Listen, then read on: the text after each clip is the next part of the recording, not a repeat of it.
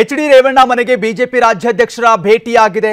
ರೇವಣ್ಣ ಕುಟುಂಬದಿಂದ ವಿಜಯೇಂದ್ರಗೆ ಭವ್ಯ ಸ್ವಾಗತವನ್ನ ಕೋರಲಾಗಿದೆ. ಮನೆಗೆ ಆಗಮಿಸಿದ ವೇಳೆ ಹೂ ಹಾಸಿನ ಮೇಲೆ ಸ್ವಾಗತವನ್ನ ಕೋರಲಾಗಿದೆ.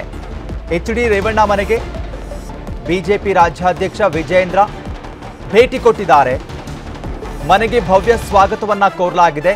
ವಿಜಯೇಂದ್ರ ಅವರಿಗೆ ಹೂವು ಹಾಸಿನ ಮೇಲೆ ನಡೆದು ಒಳ ನಡೆದ ವಿಜಯೇಂದ್ರ ಸ್ವತಃ ಆರತಿ ಎತ್ತಿ ಒಳಕ್ಕೆ ಬರಮಾಡಿಕೊಂಡಿದ್ದಾರೆ. ಭವಾನಿ ರೇವಣ್ಣ ಅವರು ಶಾಲು ಹಾರ ಹಾಕಿ ಅದ್ದೂರಿ ಸ್ವಾಗತವನ್ನ ಕೋರಲಾಗಿದೆ. ಅದ್ದೂರಿ ಸ್ವಾಗತವನ್ನ ಕೋರಿದ್ದಾರೆ ಪ್ರಜ್ವಲ್ ರೇವಣ್ಣ. ಕುಟುಂಬ ಸಮೇತ ಬರಮಾಡಿಕೊಂಡ ರೇವಣ್ಣ ಕುಟುಂಬ ಹೊಳೆ ನರಸೀಪುರ ಮೈತ್ರಿ ಅಭ್ಯರ್ಥಿ ಪ್ರಜ್ವಲ್ ರೇವಣ್ಣ ಪರ ಪ್ರಚಾರ ಸಭೆ ಬಳಿಕ ಎಚ್.ಡಿ. ರೇವಣ್ಣ ಮನೆಗೆ ಭೇಟಿಯನ್ನ ಕೊಟ್ಟಿದ್ದಾರೆ ವಿಜಯೇಂದ್ರ ಅವರು. ಗಮನಿಸ್ತಾ ಇರಬಹುದು ದೃಶ್ಯಾವಳಿಗಳಲ್ಲಿ ಅದ್ದೂರಿಯಾದಂತಹ ಸ್ವಾಗತವನ್ನ ಕೋರಲಾಗಿದೆ.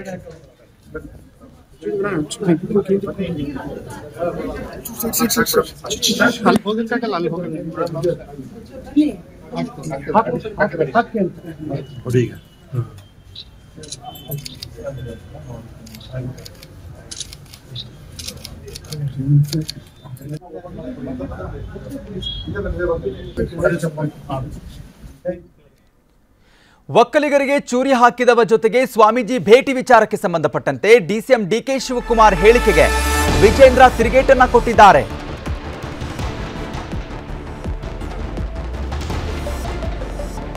ಪಾಪ ಅವರು ಹತಾಶರಾಗಿದ್ದಾರೆ, ಹಾಗಾಗಿ ಮಾತನಾಡಿದ್ದಾರೆ ಅಂತ ವಿಜೇಂದ್ರ ತಿರುಗೇಟನ್ನ ಕೊಟ್ಟಿದ್ದಾರೆ.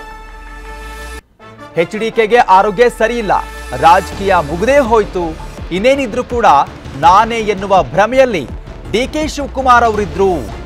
ಕುಮಾರಸ್ವಾಮಿ ಮಂಡ್ಯದಿಂದ ಲೋಕಸಭಾ ಚುನಾವಣೆಗೆ ನಿಂತಿದ್ದಾರೆ, ಅವರು ಹತಾಶರಾಗಿದ್ದಾರೆ ಅನ್ನುವಂತ ಹೇಳಿಕೆಯನ್ನ ಕೊಟ್ಟಿದ್ದಾರೆ.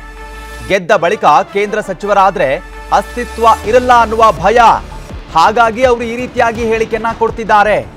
ವಿಜೇಂದ್ರ ಹಾಸನದಲ್ಲಿ ಪ್ರಜ್ವಲ್ ರೇವಣ್ಣ ಪರ ಪ್ರಚಾರದಲ್ಲಿ ಈ ರೀತಿಯಾದಂತಹ ಹೇಳಿಕೆಯನ್ನ ಕೊಟ್ಟಿದ್ದಾರೆ.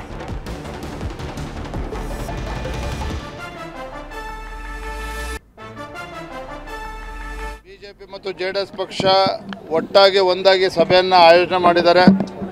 ಎರಡೂ ಪಕ್ಷದ ಕಾರ್ಯಕರ್ತರು ಇವತ್ತು ಬಹಳ ಹುಮ್ಮಸ್ಸಿನಿಂದ ಇವತ್ತೇನು ಸಣ್ಣ ಪುಟ್ಟ ಗೊಂದಲಗಳು ಅದನ್ನೆಲ್ಲ ಸರಿಪಡಿಸ್ಕೊಂಡು ಇವತ್ತು ನರೇಂದ್ರ ಮೋದಿಜಿಯವರ ಕೈ ಬಲಪಡಿಸ್ತಕ್ಕಂಥ ನಿಟ್ಟಿನಲ್ಲಿ ಪ್ರಜ್ವಲ್ ರೇವಣ್ಣ ಅವ್ರನ್ನ ದೊಡ್ಡ ಅಂತರದಲ್ಲಿ ಗೆಲ್ಲಿಸಬೇಕು ಅಂತೇಳಿ ಹೊರಟಿರ್ತಕ್ಕಂಥದ್ದು ನನಗೂ ಕೂಡ ತುಂಬ ಸಂತೋಷ ತಂದುಕೊಟ್ಟಿದೆ. ಕಾಂಗ್ರೆಸ್ ಪಕ್ಷರು ಏನೇ ಬಡಾಯಿ ಕೊಚ್ಕೊಂಡ್ರೂ ಸಹ ಹಾಸನ ಲೋಕಸಭಾ ಕ್ಷೇತ್ರದ ಪ್ರಜ್ಞಾವಂತ ಮತದಾರರು ತೀರ್ಮಾನ ಮಾಡಿದ್ದಾರೆ. ಇಲ್ಲಿ ಜೆಡಿಎಸ್ ಪಕ್ಷವನ್ನೇ ಗೆಲ್ಲಿಸಬೇಕು, NDA ಕೂಟವನ್ನು ಗೆಲ್ಲಿಸಬೇಕು, ಅದ್ರ ಮುಖೇನ ಕ್ಷೇತ್ರದೊಂದು ಸರ್ವಾಂಗೀಣ ಅಭಿವೃದ್ಧಿ ಆಗುತ್ತೆ ಅನ್ನುವ ಅಭಿಲಾಷೆಯಿಂದ ಇವತ್ತು ಪ್ರಜ್ವಲ್ ರೇವಣ್ಣ ಅವ್ರಿಗೆ ಆಶೀರ್ವಾದ ಮಾಡ್ತಾ ಇದ್ದಾರೆ. ಇನ್ನೇ ಪ್ರಧಾನಮಂತ್ರಿಗಳ ಒಂದು ಪ್ರವಾಸ ಮೈಸೂರು ಮತ್ತು ದಕ್ಷಿಣ ಕನ್ನಡ ರೋಡ್ ಶೋ ತಾವು ನೋಡಿದ್ದೀರಿ. ಕೇವಲ ಮೈಸೂರು ಅಥವಾ ಮಂಗಳೂರು ಅಷ್ಟೆಲ್ಲ ಇಡೀ ರಾಜ್ಯಕ್ಕೆ ಒಂದು ಒಳ್ಳೆಯ ಸಂದೇಶವನ್ನು ನೀಡಿದೆ. ಅದು ಇಡೀ ರಾಜ್ಯದಲ್ಲಿ ನಮ್ಮ ಕಾರ್ಯಕರ್ತರು ಒಂದು ರೀತಿ ಸಂಚಲನ ಮೂಡಿದೆ. ಇದು ಇನ್ನೂ ಹೆಚ್ಚು ಉತ್ಸಾಹದಲ್ಲಿ ಇವತ್ತು ತಮ್ಮನ್ನು ತಾವು ತೊಡಗಿಸ್ಕೊಂಡಿದ್ದಾರೆ. ನೋಡಿ ಪಾಪ ಅವರು ಹತಾಶರಾಗಿದ್ದಾರೆ. ಕುಮಾರಸ್ವಾಮಿ ಅವರಿಗೆ ಆರೋಗ್ಯ ಸರಿ ಇಲ್ಲ, ಇನ್ನೇನು ರಾಜಕೀಯ ಮುಗ್ದ ಹೋಯಿತು, ಏನಿದ್ರು ನಾನೇನೋ ಭ್ರಮನಲ್ಲಿದ್ದರು. ಈಗ ಎಚ್.ಡಿ. ಕುಮಾರಸ್ವಾಮಿ ಅವರು ಮಂಡ್ಯದಿಂದ ಲೋಕಸಭಾ ಚುನಾವಣೆ ನಿಲ್ತಾ ಇದ್ದಾರೆ. ಗೆದ್ದ ಮೇಲೆ ಕೇಂದ್ರದಿಂದ ಸಚಿವರಾದರೆ ಮತ್ತೆ ಅವರು ಅಸ್ತಿತ್ವ ಇರೋದಿಲ್ಲ ಅನ್ನೋ ಭಯ ಅವ್ರಿಗೆ ಕಾಡ್ತಾ ಇರ್ಬೋದು. ಹಾಗಾಗಿ ಈ ರೀತಿ ಹೇಳಿಕೆಗಳನ್ನು ಕೊಡ್ತಾ ಇದ್ದಾರೆ. ಈಗಾಗಲೇ ಈ ಹಿಂದೆ ಬಿಜೆಪಿಯವರೆಲ್ಲರೂ ಕೂಡ ಅಂದರೆ ಮೈತ್ರಿ ಅಭ್ಯರ್ಥಿಯನ್ನು ಇಟ್ಕೊಂಡು ಬಿಜೆಪಿಯವರೆಲ್ಲರೂ ಕೂಡ ಇಲ್ಲಿ ನಿರ್ಮಲಾನಂದ ಶ್ರೀಗಳ ಆಶೀರ್ವಾದವನ್ನು ಪಡೆಯುವಂಥ ಸಂದರ್ಭದಲ್ಲಿ ಹೇಳಿಕೆಯನ್ನು ಕೊಟ್ಟಿದ್ರು ಡಿ ಕೆ ಶಿವಕುಮಾರ್ ಅವರು. ಅಲ್ಲಿ ಹೋಗಿದ್ದಾರೆ, ಅವರು ಮಠವನ್ನು ಒಡೆಯುವಂಥ ಕೆಲಸ ಮಾಡಿದ್ರು ಅನ್ನುವಂಥ ಹೇಳಿಕೆ ಕೊಟ್ಟಾಗ ಅದಕ್ಕೆ ತಿರುಗೇಟನ್ನು ಕೊಟ್ಟಿದ್ದಾರೆ ವಿಜಯೇಂದ್ರ ಅವರು. ಕನ್ನಡಿಗರ ನೆಚ್ಚಿನ ನ್ಯೂಸ್ 18 ಕನ್ನಡ ಈಗ ವಾಟ್ಸ್ಆಪ್ನಲ್ಲೂ ಲಭ್ಯ. ಕರ್ನಾಟಕ, ದೇಶ ವಿದೇಶಗಳ 360 ಡಿಗ್ರಿ ಸುದ್ದಿಯ ವಿವರಗಳನ್ನ ನಿಮ್ಮ ಕೈ ಬೆರಳುಗಳಲ್ಲೇ ಪಡಿಲಿಕ್ಕೆ ಈ QR ಕೋಡ್ ಅನ್ನ ಸ್ಕ್ಯಾನ್ ಮಾಡಿ, ನಮ್ಮ ಚಾನಲ್ ಫಾಲೋ ಮಾಡಿ, ನೋಟಿಫಿಕೇಶನ್ ಆನ್ ಮಾಡಿ.